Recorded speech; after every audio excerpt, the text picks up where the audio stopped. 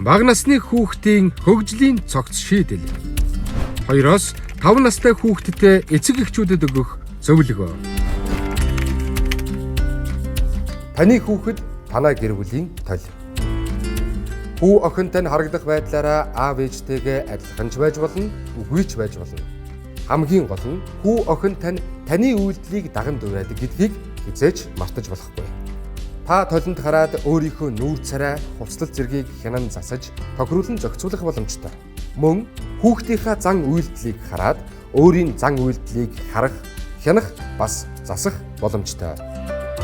Аав ээж хүү охиныхоо яриаг анхааралтай сонсож, асуултанд нь төвөгшөхгүй хариулдаг.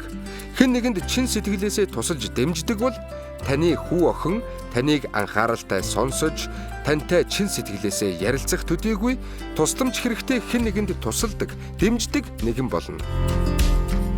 Энэ бүхний эхлэл суурь нь 2-5 наснд бүрэлдэнэ.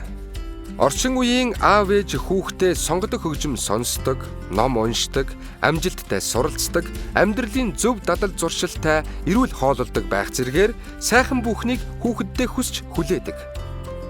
Гэхдээ энэ бүхэнд аав ээж та өөрөө дагуулж үлгэр дуурайлал болох учиртайг мартаж болохгүй. Хүү охин таны заасан бүхнийг сурч, хэлсэн бүхнийг биелүүлэх боломжгүй. Харин санаандгүй хэлсэн үгийг тогтоох, хяналтгүй хийсэн үйлдэлийг дуурайх, дадал болгох боломжтой гэдгийг санаарай.